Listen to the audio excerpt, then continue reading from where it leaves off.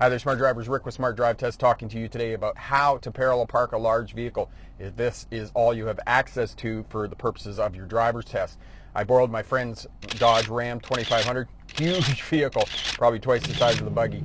All of the fundamentals are essentially the same. I'll put a card up in the corner for you if you haven't seen the basic parallel park video already. The 45-degree landmarks, looking out the back corner of the vehicle, and how far you pull into the space.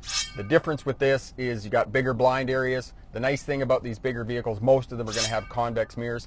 If you don't have convex mirrors on your larger vehicle, get those. I'll put a link down in the description where you can get those and order those and put them on your vehicle. They will really help you out in terms of how close you are to the curb and checking your blind spots. The other thing with this truck as well, it has a backup camera, which is really great because you can barely see out the back window because he's got a toolbox in the bed of the pickup truck here. So all of those things, you still have to look out the back window when you're backing up, but you can use the backup camera to make sure that you're safe and navigate those larger blind areas around the vehicle. So let's hook up the cameras.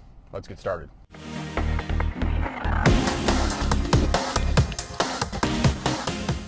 Okay, so we're about half a block away from the vehicle that we're going to parallel park beside. So we put our signal on as we're approaching, slow down as we're beside it, about 3 feet from the other vehicle.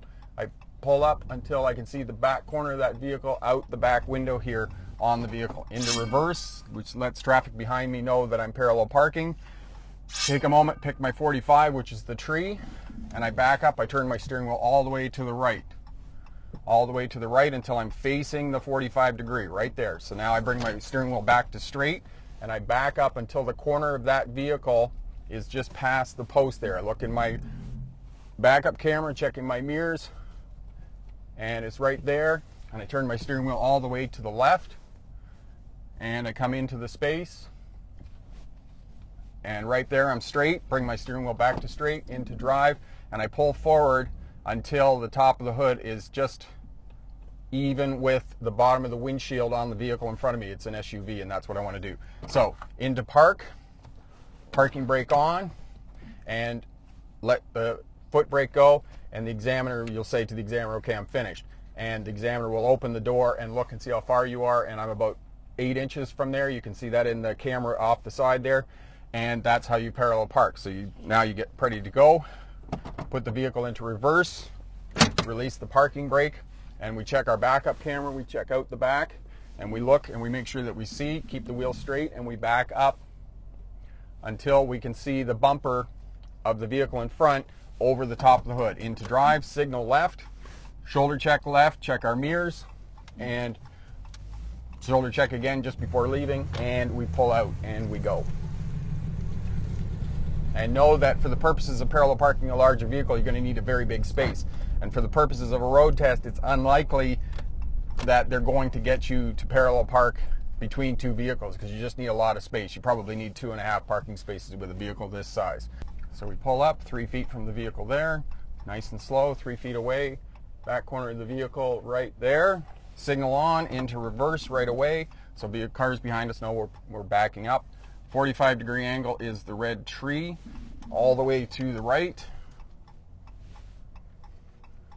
facing my tree right there. Wheel straight, back up until the front corner goes past the post right there. We check our convex mirror, we're good. All the way to the left, and we're in the space.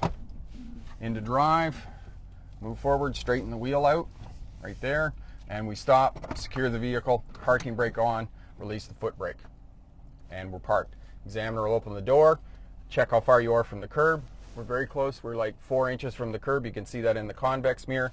The examiner says you're good to go. We go. Okay, so we put our foot on the foot brake, into reverse, release the parking brake, check the backup camera, check behind us, check both our mirrors, and we back up. We find it's good.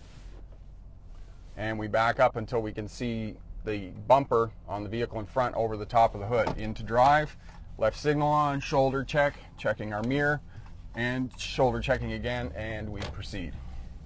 And it's that easy.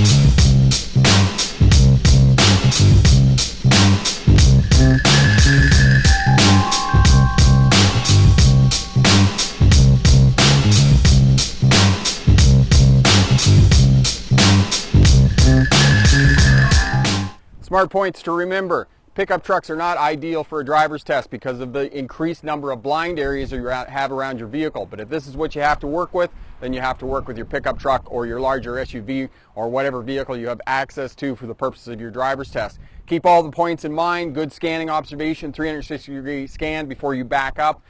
Basic parallel parking landmarks that you're going to be looking for when you're pulling up beside the other vehicle. And again, I'll put the card up in the corner for you there. Have a look at that video and that'll give you more specifics about the fundamentals of parallel parking.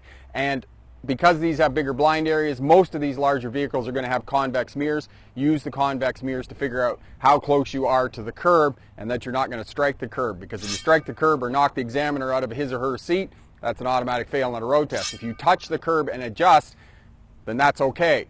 So know that for the purposes of your driving test. Consider going with a school and using their vehicle because it's going to be easier for you. Big pickup trucks, trying to back them into parking spaces, trying to do three-point turns and whatnot is going to be more difficult. If you have any questions or whatnot, leave me a comment down in the comment section there. We'll help you out with your parallel parking in a larger vehicle. For another video, click here, and to subscribe, click here. And remember, pick the best answer, not necessarily the right answer. Have a great day. Bye now.